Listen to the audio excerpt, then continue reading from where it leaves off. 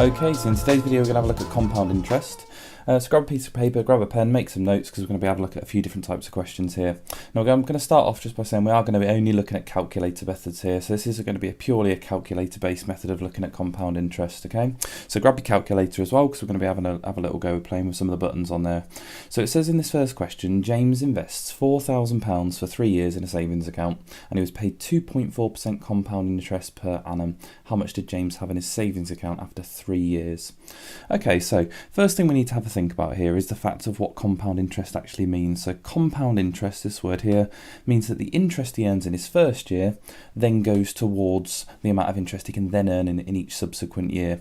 So after he earns this 2.4%, let's just imagine that's £50. In the second year, he'll earn interest on £4,050. Okay, so his interest keeps getting better and better. And this is such an important topic. This is obviously very closely related to how you earn money in real life and how compound interest works. So I actually think this is probably one of the most important topics that you learn at GCSE maths, and it's one that I actually really enjoy teaching. So we're going to have a look at this question, how we approach it. Now first of all, we are obviously going to look at calculator methods, as I said, and this 2.4% is very important here because we need to know how to write that as a percentage. Now straight away, just as a decimal. And if we want to write 2.4% as a decimal, it's obviously going to be 0.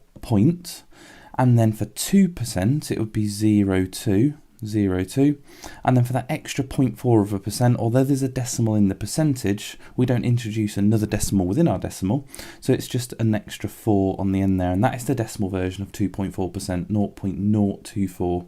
It's very rare that you'd ever get a double digit rate of interest, so it's pretty much always 0.0 something. Okay, so just always remember that, because if you put 0.24, that's 24%, and it's very rare that you're ever going to get 24% interest anywhere. If you do, let me know. But 0.024 is our decimal version of this. Now in order to actually increase by an amount, instead of putting a 0 here, so instead of having this 0 at the start, we can change that for a 1. The reason being that if you times something by 1, it obviously just becomes itself. 4,000 times 1 is 4,000. But if you times it by 1.024, add on that extra 2.4% as a decimal, it'll actually increase it for you. And you can try that on your calculator. If you do 4,000, let's write it down, and you multiply that by 1.024, it'll add on 2.4% for you. So I'm going to do this on my calculator now. 4,000 times 1.024 equals £4,096. So that's an extra £96. Now if you just do 4,000 and you times it by 0.024, you'll see that you get £96. Okay, so you can try that out. 4,000 times 0.024, you'll get £96. So adding the 1 in there instead adds it on for us. It does that job for us rather than having to write it down and add it on. You straight away get 4,096. Now that's great if it's 1 year, but this says 3 years. So what I actually want to do is I want to times by 1.024.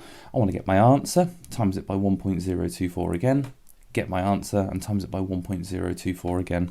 And you can do that, you can type it in 3 times. If I do it now, times another 1.024 and then times another 1.024, we end up with a final amount of £4,294 and 97p when we round it up to the nearest penny.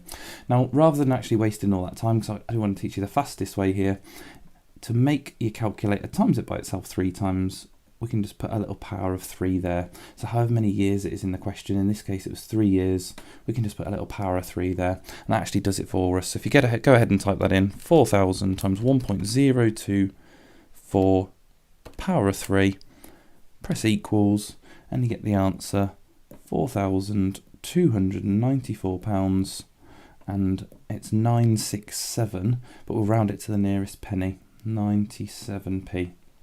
Okay, you could actually make an argument that it'd be 96p. It's often the case that banks won't round it up for you, so you could make the argument it's 96 or 97p, but following the normal mathematical rules of rounding, we'll round it to 97p. Okay, so obviously just writing your final answer with your pound sign, you've got £4,294 and 97p. And that's what's in the bank there after the 3 years. Okay, so we take our starting amount, we multiply it there by our multiplier, not forgetting to add the 1 in. So 1.024 will add on 2.4%, and our little power there is the amount of years, or the amount of times we want to times by 1.024. Okay, let's have a look at another question. Okay, so the next question. Alice invests £2,500 for 2 years in a savings account. She was paid 1.8% compound interest per annum. How much interest does Alice earn over the 2 years? So it's a slightly different question because it says how much interest, and you've got to be careful of the wording here because the word interest represents the amount of money extra that you're getting. So if I put in £2,500 and at the end of 2 years I have £2,600, I would have earned £100 in interest, okay, the amount that the bank had given me for leaving my money there. So I've got to be careful with the language in the question. This isn't asking me how much money I have in the bank, but instead how much is that extra bit that the bank's given me. So first things first, let's have a look at this 1.8%. Now 1.8% as a decimal is 0.018. Okay, and not forgetting, obviously we want to put the one in front of that instead of that 0 there to make sure that we actually do increase, otherwise it's going to go down. Okay, so you'll know if you've done it wrong there because the amount of money will go down, and obviously when we're putting money in the bank we're expecting it to go up. So we'll start off with 2,500 and we're just going to times that by 1.018, and this time it's 2 years, so we're going to put a power of 2. Okay, obviously with 2 years, it's not really too much of a stress for you to just type it in twice, but it's good just getting into the habit of just typing in the power. So 1.018 power of 2, and let's see what that equals. That equals, and we don't have to round the pennies this time, we get £2,590 and 81 pence. There we go. So to complete this question, all we have to do is take away that initial investment of 2,500, and that will show us the total amount of interest that Alice earned. So she invested £2,500. So to finish this off, let's just write take away 2,500, and you can type that in on your calculator, and you are left with £90 and 81 pence, and that is the total amount of interest that Alice has earned. Right, there we go, that's the end of that question. So our final answer there is £90 and 81 pence, and not forgetting to obviously take away that initial investment when you are working out the total amount of interest. Okay, so Frank invests £8,000 for 3 years in a savings account. He's paid 2.4% compound interest in the first year and 0.5% compound interest per annum for each year after. And that word per annum again just means per year. How much did Frank have in his savings account after 3 years? Now for this one here, we're going to have to take it in 2 steps, because in the first year we get 2.4%. So we can work out how much he gets in the first year, and then we'll have a look at this 0.5% following that. So in the first year, and I'm going to label this, I'm just going to put year 1. So in the first year he gets 8,000, and we're going to multiply that by the multiply for 2.4%, so 1.024. And we're not going to put any power with that because it's only in the first year. You could put the power of 1, but I'm just going to work that out there. So 8,000 times 1.024, no powers involved, and that equals £8,192. So at the start of year 2, which is what we're looking at, year 2, he now has 8,192. Okay, so that's the amount that he's starting with in the second year. Now for the next 2 years, because it does say obviously this is 3 years in total, so we've already done the first year, so we've now got 2 years at 0.5%. So don't forget that's only going to be 2 years and not the 3. He's going to get 0.5%. So we just have to figure out how we're going to write that as a decimal. So 0.5%, well 1.0 is what we always put.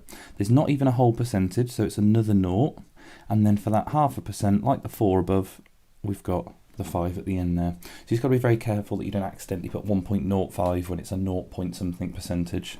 Okay, we've got 1.00, and then that 5 represents the 0.5%. Now it's 2 years at that rate, so that one there we are going to put a power of 2 to make sure we get the 2 years there, and we'll see what we get. So 8,192 multiplied by 1.005 to the power of 2, and that gives us our result here. So we have £8,274, and to the nearest penny it's 12p. There we go, £8,274, 12p. Doesn't say how much interest does he earn, it says how much does he have. So that's our final answer there, £8,274 and 12p. Right, okay, here's 2 for you to have a go at. Okay, so pause the video there, 2 questions, and we'll go over the answers in a sec. Okay, so Leah invests £4,500 for 3 years. She's paid 2.6%. How much does she have in her savings account at the end of those 3 years? Well, that's a nice and easy one for us to do. 4,500 multiplied by 1.026 for 3 years, so the power of 3. And let's type that in, 4,500 times 1.026 power of 3, and we get, let's write it in properly, £4,860 and 21p. And there you go, you could get away with 20p there as well, but following rules of rounding, it's a 5 after the 0, so £4,860 and 21p. On to the next one, we've got £6,000, 3 years, 3.4% in the first year, and 0.8% for each year after. How much interest does he earn? There we go, so let's just highlight that, how much interest. Don't want to forget to write that in the final step there. So 6,000. In the first year, we're going to multiply it by 1.034. So after the first year, he's going to have, let's have a look, 1.034, £6,204. There we go, 6,204. In the second year then, we're starting off with 6,204, and we're going to multiply that by 1.008 for the 0.8%, and that's for another 2 years, so we'll put a power of 2 with that. And let's work that out. So times 1.008 to the power of 2, and that equals £6,303 and 66 pence. There we go, and that's how much he has in his bank at the end of the 3 years. Now the question does say how much interest does he earn. So if we take away 6,000 from that, the original amount, or we can probably just see how much extra it is because it's that extra £303.66. But on your calculator you can do the final amount there, £6,303 and 66 pence, and subtract the 6,000, and that leaves you with £303 and £66 in interest, and there's your final answer. Okay, let's start having a look at something else. Right, okay, so Michael invested £5,000 for n years in a savings account. He's paid 3.2% per annum compound interest. At the end of n years, he has this much, £5,852.86p. Work out the value of n. Now, there are two different ways of doing this. There's one way that I think is relatively nice and simple. There is quite a mathematical way that we can do, and I'll quickly discuss it, although it's not one that you actually need to know at GCSE, but not saying that you couldn't use it, but I'll just show you a really nice, easy way to do this. So we know we're starting off with 5,000. We know that whatever happens with the amount of years, we're going to have to times that by, for this percentage, 3.2%, 1.032. We just don't know what power we're going to put with it. So I mean, just guess some numbers on the calculator. Let's type it in, 5,000 times 1.032 to the power of, let's have a look, let's just go with 4. So if I go with the power of 4, what do I get? I get this answer here, £5,671 and 38p.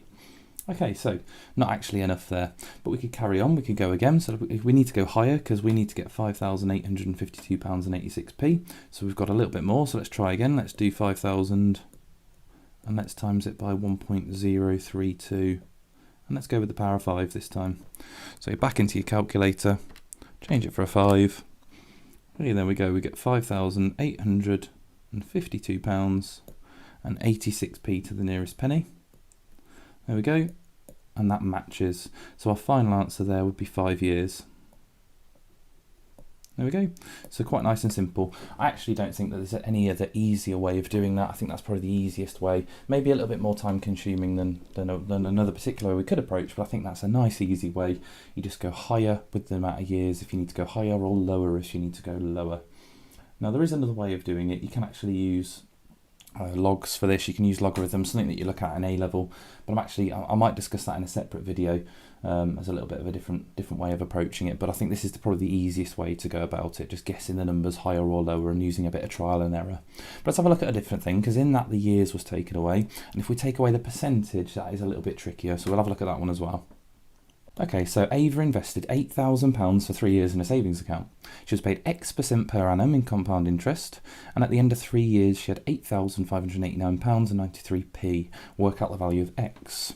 So if we take the same approach here, trying to write down what we know, we've got £8,000. We're going to multiply that by X%, which we don't know what it is, so let's just put X in there. It's going to be to the power of 3, and it's going to give us the answer, £8,589 and 93 pence. Now again, we could just guess numbers, remembering it's going to be a 1 point something number. So you could just guess numbers like 1.02 and see what you get. You could just put that in, that'd be 2%. Okay, remembering obviously the percentage is in that 1 point number like we've been doing in the previous questions. But if we actually just type that in, let's see what we get. We get 8,000 times 1.02 to the power of 3. And we get £8,489.66. Now, obviously, that's not high enough, so we'd have to go higher again. So maybe we could try 1.03. Try 1.03, which would be 3%. So have a look, go back into the calculator and change that. 1.03, we get £8,741.81. So it's somewhere in between 2 and 3%, and it wouldn't take you too long to actually try these out. But obviously that is quite a time-consuming method, just typing in different little decimals there. So you could try 1.025 and then go higher or lower again. But there's actually a simpler way of doing this, and it's just about rearranging this little equation that we've got written here. So if I want to have x cubed on its own, bearing in mind it's 8,000 times x cubed, I could divide both sides by 8,000. So if I divide both sides by 8,000, that'll give me x cubed on its own. So divide both sides by 8,000, and we get x cubed equals, and let's actually go about doing that, 8589.93, and we get 8,000, sorry, I've not actually typed the divide in, divided by 8,000, and we get 1 point, let's have a look, let's write this down. X cubed is 1.0737. What else we got? 4125. There you go. So x cubed equaled this number here.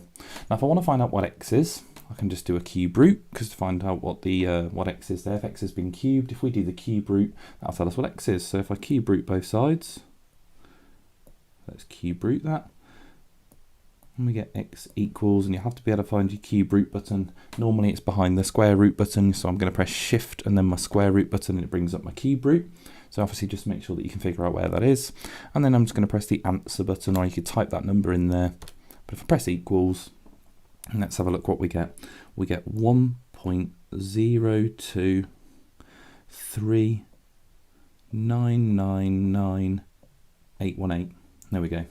Now, obviously the percentage here that the person's got is not going to be all these little decimals here. Okay, so obviously because the amount of money at this point here with the 93p has been rounded to the nearest penny, which it probably wasn't bang on, okay, that's going to affect this decimal down here. So we're going to have a look at what it is to the nearest few decimal places. So we know that this 2 here represents 2%. So we know we've definitely got 2% there. There we go. After that, it's going to be 2 point something percent. Now, it's not going to be that 3 there, because afterwards it's 999. So it's very, very likely that that 3 was actually just a 4, and it's most likely that that was going to be 2.4%. There we go.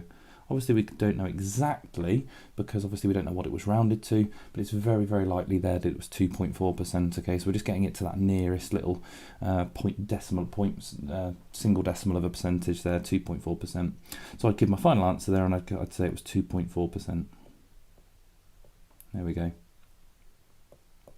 Obviously, you just need to remember that obviously in those previous questions, we found the 2%, we found the 3% by adding it onto the 1, so it was 1.03 up here, or 1.02 in the previous questions. So that 1.023999 is that 2.4% hidden within there.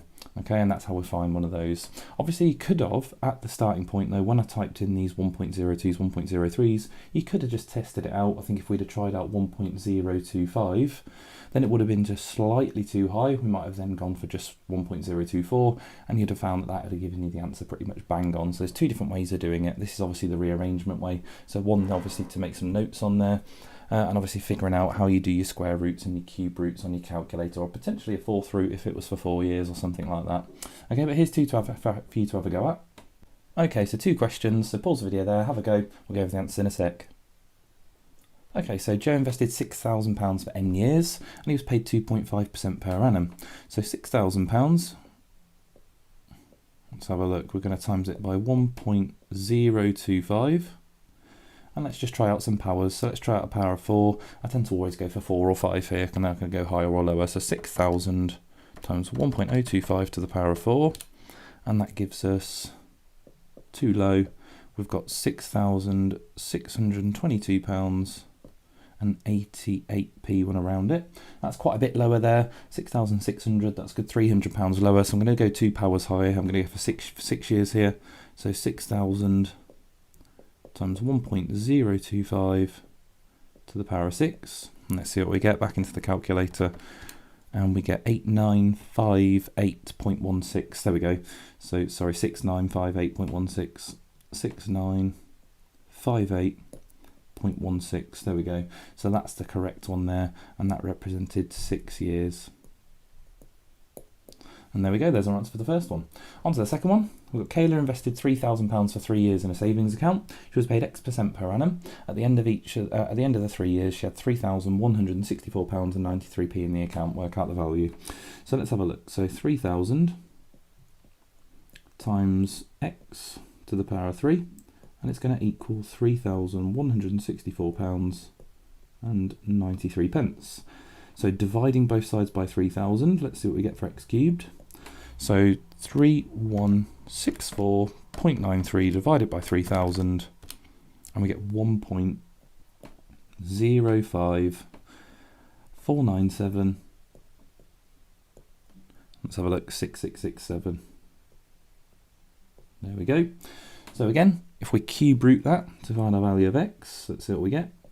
So cube root that, so shift to my square root for my calculator, 1.054976667. I could have just used the answer button there, but there we go. And let's have a look, we get this 1.01, so it's 1 point something percent, 7,999,625. There we go.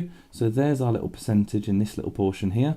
So that is 1 point, and it's 7,999. So that's going to be 8 that it rounds up to. It's 1.8%. There we go, hidden within there.